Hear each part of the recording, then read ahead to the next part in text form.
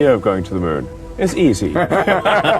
Going to the moon is hard. As the saying goes, it's 1% inspiration, 99% perspiration. Yeah. Ideas are plentiful, prototypes are trivial, and production is hard. I have to say, like, one of the things that like, what do you enjoy most in life? Really being able to work with a super talented group of people and to create great products and manufacture those products and deliver them to people and make people happy from those products that's one of the best things in life. How did you get the expertise to be the chief technology officer of a rocket ship company? I do have a physics background. That's helpful as a foundation. I don't have an aerospace degree, and I read a lot of books and talked to a lot of smart people and have a great team. You're self-taught? Yeah. The odds of me coming into the rocket business, not knowing anything about rockets, not having ever built anything, I would have to be insane if I thought the odds were in my favor. Why even begin? When something is important enough, you do it even though the odds are not in your favor. How much of your personal fortune have you poured into this? $100 million. $100 million into something that you did not believe would work at the beginning. Yes. There's no need even to have a college degree at all, or even high school. If somebody graduated from a great university, that may be an indication that they will be capable of great things, but it's not necessarily the case. If you look at, say, people like Bill Gates or Larry Ellison, Steve Jobs, these guys didn't graduate from college. But if you had a chance to hire them, of course, that would be a good idea. I have heard a lot of people describe you. Okay, good. How do you describe yourself? I usually describe myself as an engineer. That's basically what I've been doing since I was a kid. I'm interested in things that change the world or that affect the future in wondrous new technology, where you see it and you're like, wow, how did that even happen? How's that possible? Another thing people want to know is, what was I like as a kid? The answer is pretty much the same as now, but smaller. Mom, do you remember when I was 12 and I created my own video game called Blastar about a spaceship that battles aliens? I do. I remember they paid you $500. But you were too young to open a bank account, so I had to open one for you. That's right. Whatever happened to that bank account? That's not important. You turned that video game about space into reality.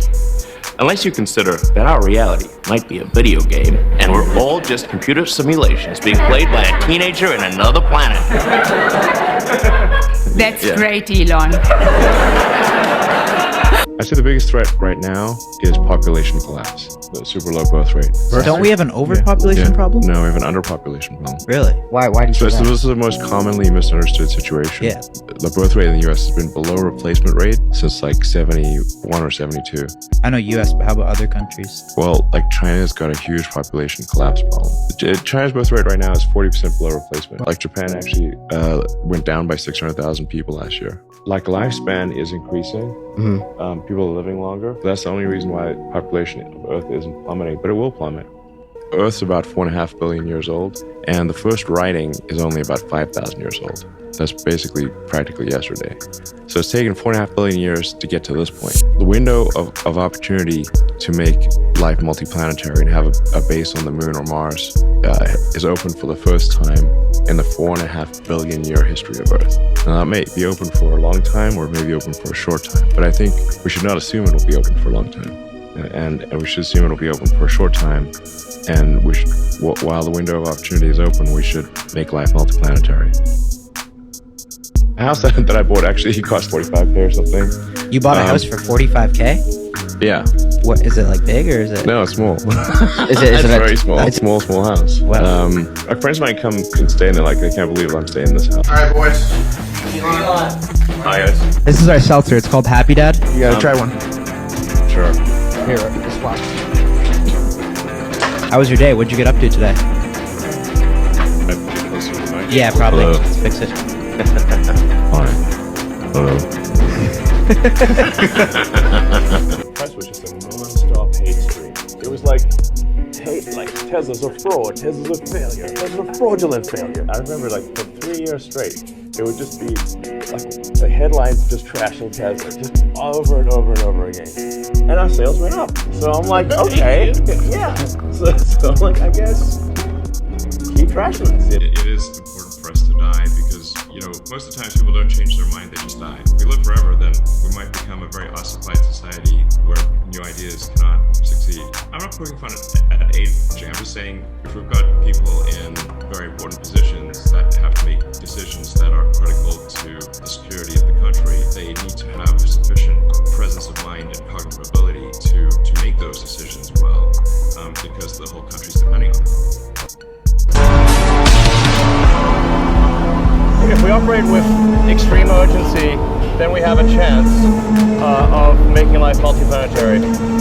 Still just a chance, not for sure. If we don't act with extreme urgency, that chance is probably zero. And the rate of innovation is not going to be constant. It's either going to increase the rate of innovation or it's going to slow down. We need a very strong trend in the other direction in order to have any chance whatsoever of making life multiplanetary. You really don't need a very large land area to generate enough power, for example, the United States. You know, roughly a little over 100 miles by 100 miles, a section of land with solar panels would power the entire United States. So like a little corner of Utah or Texas, they can power the whole country. You made an offer to buy Twitter. Why?